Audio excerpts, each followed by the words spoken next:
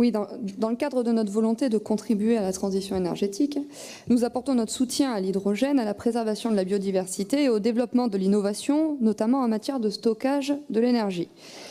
Mais cette convention, cette délibération semble dévoiler une volonté de cacher la réalité, ou alors une profonde méconnaissance des faits, ou alors peut-être, et c'est là le pire, un déni de réalité.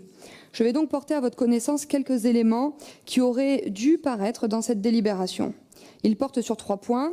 Le développement de la transition énergétique via le solaire et l'éolien, le développement territorial et économique et la décarbonation des usages avec notamment les mobilités électriques.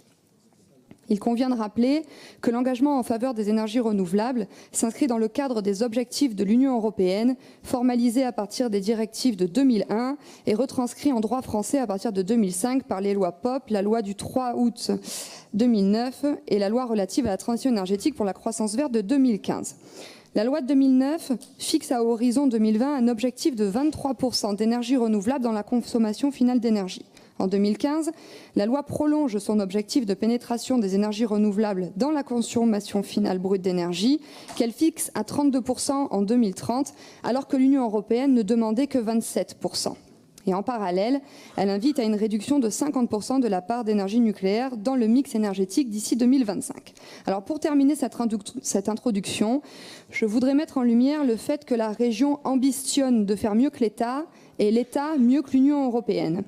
La Cour des comptes, dans son rapport de mars 2018, indique, je cite, que les objectifs de l'État sont peu réalistes et ne sont pas compatibles avec la trajectoire d'augmentation des capacités des énergies renouvelables électriques. Je vous invite donc à dresser la conclusion en ce qui concerne la démarche de la région. Un point maintenant sur le développement de la transition énergétique via le solaire photovoltaïque et l'éolien, ainsi que leur impact direct sur le développement territorial et économique.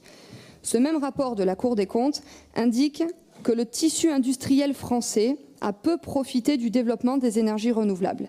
Il annonce même un bilan décevant au regard des moyens considérables qui ont été apportés. Il souligne par ailleurs un soutien disproportionné en ce qui concerne le photovoltaïque et les éoliennes offshore. Pour l'éolien offshore, qui ne représente que 2% de la production électrique, l'État est engagé à hauteur de 2 milliards d'euros par an et pour 20 ans. Et pour le photovoltaïque, l'État est aussi engagé à hauteur de 2 milliards d'euros par an et pour 20 ans, pour seulement 0,7% du mix énergétique. Voilà quelques milliards qui se sont évaporés.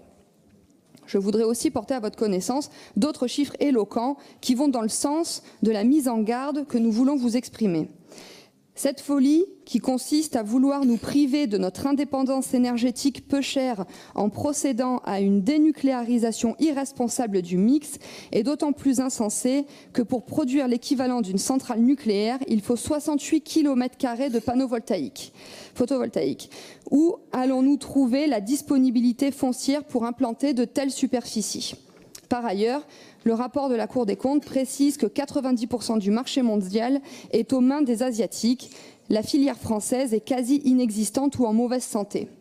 En ce qui concerne l'éolienne, si votre objectif à horizon 2030 est respecté, cela voudra dire que l'on aura implanté 10 000 éoliennes de plus. Et je me pose une question, votre engagement quant à la non-implantation des éoliennes dans le Blayais comptera-t-il pour du vent ? Vous voulez développer la filière des voitures électriques qui ne représente aujourd'hui que 2% des achats. Vous mettez en avant 2 freins au développement de cette filière, la faible autonomie des véhicules et la difficulté de recharger les batteries. Je vous suggère d'ajouter le prix d'achat.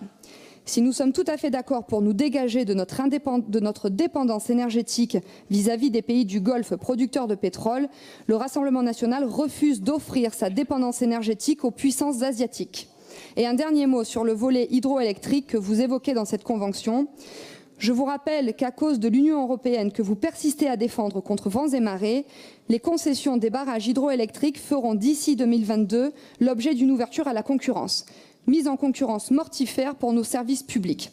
Mais cela ne semble pas vous chagriner, puisqu'à l'occasion de la séance plénière du 26 juin, vous avez balayé d'un revers de main notre motion relative au refus de l'ouverture à la concurrence des barrages hydroélectriques. Donc pour résumer, Vos objectifs sont déconnectés de la réalité.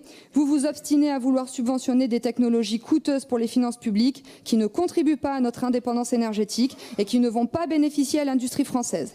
Et quand bien même vous voudriez appliquer la préférence nationale, vous en seriez empêché par l'article 106 du traité sur le fonctionnement de votre chère, au sens propre et au sens figuré, Union européenne, qui impose aux États membres une concurrence libre et non faussée. Alors arrêtez de brasser du vent, soyez un peu terre à terre.